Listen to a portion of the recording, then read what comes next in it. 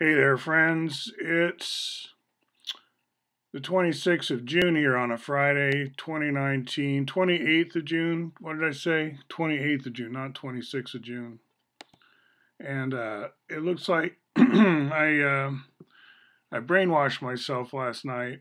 Sometimes I just let YouTube play and I go to sleep with the thing on autoplay. I guess I'm testing subliminable, right? I'm practicing on a guinea pig here. I don't really expect to wake up knowing Japanese, but you never know. But this is clearly not just autoplay. This is where I went to my own channel, said show me the list of videos, and then I just said play all. And then I fell asleep. So I wake up and now I'm looking back on my YouTube history and I can see, I've been talking all night to myself here, which is kind of interesting. And it brings me to the point of this video, I think. First, I want to clear up a couple things regarding the last video. I was briefly recapitulating the Koski identities and talking about the S module, the different powers, and how adding it up, 5 powers and so on, you could get these canonical volumes. And I started to get into deriving the S module. And it's with this cube octahedron that I didn't have in my hands last night that I meant to show, right? You stop here and you get the icosahedron, but you can also keep going down to this octahedral phase, right? Now, if it wasn't made out of sticks and rubber, we could do some more transformation-y things, but let's just leave it at this.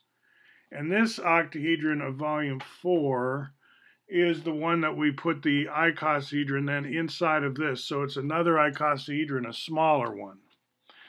And like I made the analogy with the musical scale, we're going to see the same polyhedra at different relative sizes to each other, right? So the rhombic tricontahedron is especially like this. And Fuller was like plucking that string and noticing like a discord there or something. And if you really zoom in, you see that there's 2 logically distinguishable rhombic tricontahedron based on volume being very close, but not exact. And they both go to interesting branches, like the T-volumed one. Its radius is not quite unit sphere, so it doesn't quite, you can imagine the unit sphere is just poking out like a tiny little frisbee on all 30 faces. Right at the center, there's a little bump, like pitcher's mound. And that's the inside sphere just barely poking out in those places. And yet this tricontahedron's volume is precisely 5. That's what we get.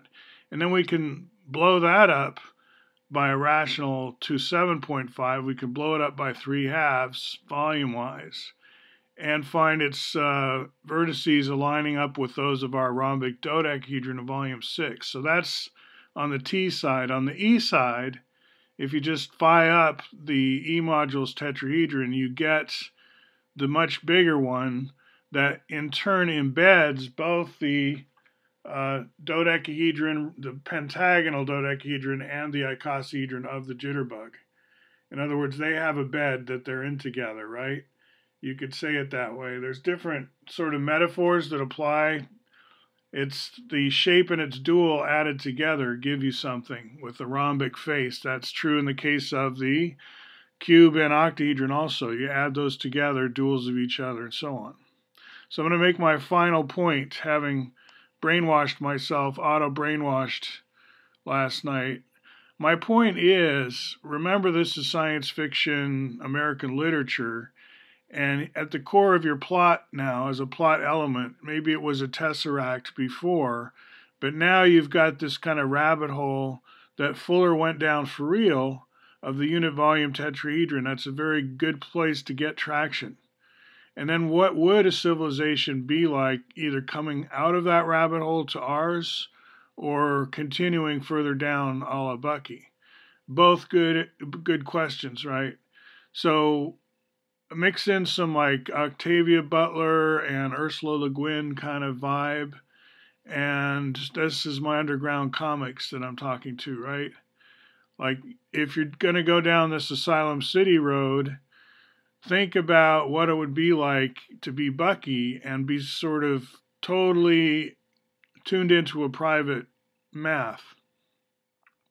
Like, is there such a thing as a private language? This is why I think the Wittgenstein people, as I talk about in my other video, would come to Bucky as kind of the alien that they need to dissect. And I mean that in a kindly way, that it's figurative. It's like, oh, what wonderful raw material, what grist for the mill, a private language in 2 volumes. And the alienation, the sense of alienated that comes from having, like, imagine having a childhood where you just took for granted about the whole number of volumes. It's something that, you learned it in 2nd grade. And we could have gone down that road. We were close with American Transcendentalism. We could have followed that, but of the ideologies that we have are floating around in North America, what meme viruses did we get instead, right? This might have been still out there, right? But I think fairly also innocuous. It's not hurting anything. In the meantime, it might be a good thing to, like, rub on, you could say. Deliberately immerse yourself in something a little different and jar yourself out of your habits somehow, right? So I offer this potentially as a therapy, but really that's not my line. I'm a philosophy type. And if you're alienated, that's probably okay. That's kind of what we expect. If you're into the philosophy curriculum, that's kind of what it's occupational, not even hazard. It's why you wanted to be a philosopher, maybe. Think a little differently from other people. So don't be worried, I'm saying, if you do achieve some kind of interest in world game.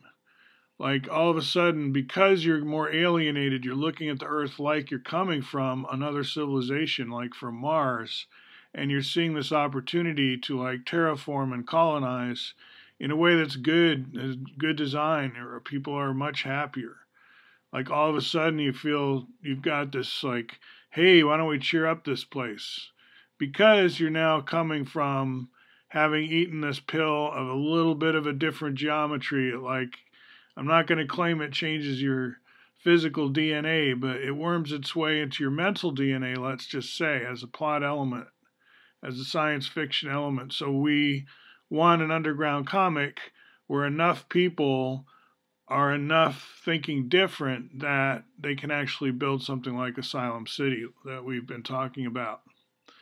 This underground comic video, if you haven't watched this, I'm alluding to it right now. I'm just going to pop up the random picture from inside of it, maybe, as a signature. Anyway, look for June 27th if you're interested in more of these underground comic like drawings that I did. Okay. Feeding us daily our terawatts. We have an Earth energy budget. You hear that? The big cycles are like evaporation. I don't usually quote myself because the video doesn't usually work, but hey, let's give it a shot. All right, so that's it for right now. I hope that clears some things up. When I said the A, B, and T modules all add volume 1/24th, you now know what I mean by T module. It's 1/120th of that 0.9994 radius, volume 5 rhombic tricontahedron. All right.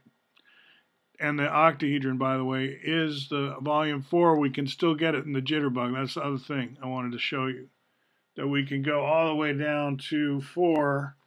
We're starting at 20. This is 20, by the way. The beginning point is 20 down to 4. 24. 18.51 is a click stop in the train station on the way. That's your icosahedron. So that was the 4, and then inside of that, another icosahedron. We've called it the icosahedra within. But that's, we need to keep track of these. All right, talk to you soon.